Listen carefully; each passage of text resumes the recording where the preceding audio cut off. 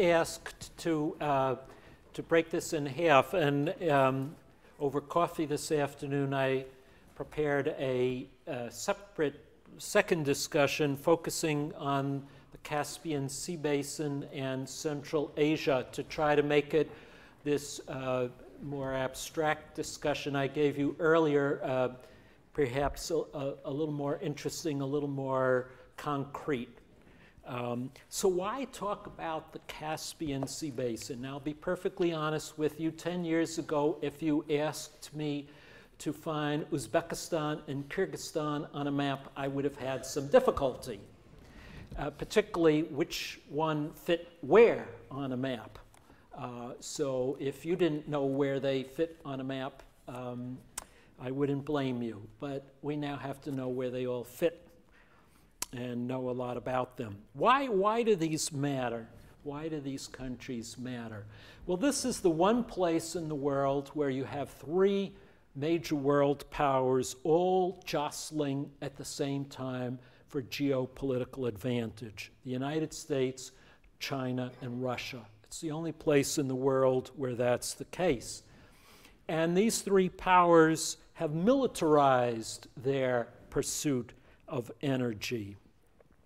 Or in Russia's case, Russia's not pursuing energy for its own needs because, as I said, Russia is an energy surplus country, but Russia seeks to dominate the transportation of energy from the Caspian Basin to the rest of the world. So you have three powers involved in controlling energy. This is also an area that has explosive internal ethnic, religious, and political divisions, exemplified, as I was saying earlier, by the declaration of emergency rule this past week in the Republic of Georgia. No other area in the world, I think, has this concentration of economic, political, and military interests. And as I hinted earlier, it reminds me of the Balkans before World War I, when you also had three empires colliding at the same time for power and influence in an area that was inherently divisive. So I think it's a particularly interesting area. Now, the Caspian Sea Basin is not the largest energy producing area in the world, but it's not insignificant in this respect. It's one of the few areas in the world few oil-producing areas in the world that has rising oil output. Remember, I spoke earlier that there's some areas in the world that are rising, most are falling. The Caspian Sea is one of the few areas, along with Africa, pretty much the only two areas in the world that actually expect to have growth in oil output. This makes it especially attractive to the oil companies, all of which have rushed in there to try to get their hands on the oil of the Caspian. Together, the major producers, Kazakhstan and Azerbaijan, are expected to add about 7 million barrels per day of new oil to world output. Right now, when people are begging for every last barrel they could get their hands on, that's quite significant. But it's even more significant for natural gas, and for Europe, that really matters.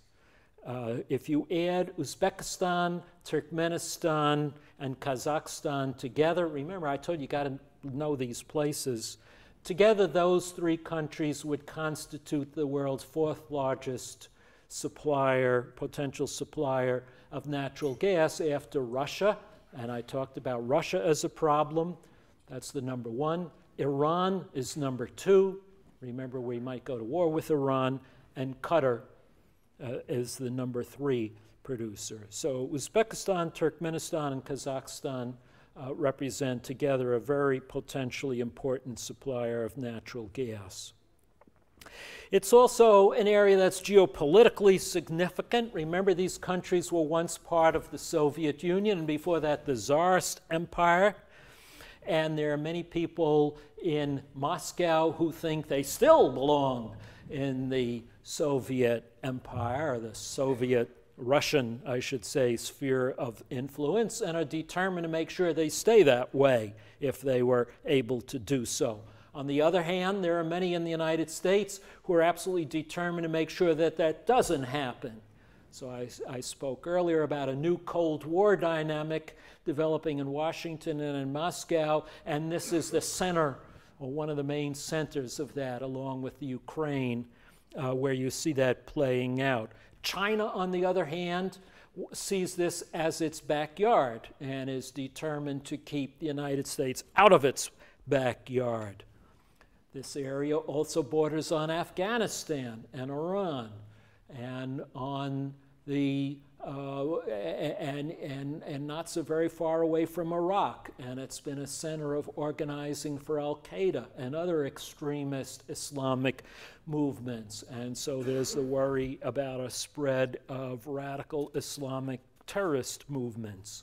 And for Europe too, it matters, because if Europe is ever to get an alternative source of natural gas from Russia, this is one of the most promising areas. So the European Union has been very active in efforts to try to create a alternative channel for natural gas supplies. I believe that Javier Solano, the foreign minister for the EU, has recently been in Turkmenistan in an effort to try to persuade the Turkmenistanis to build a new natural gas pipeline that would bypass Russia.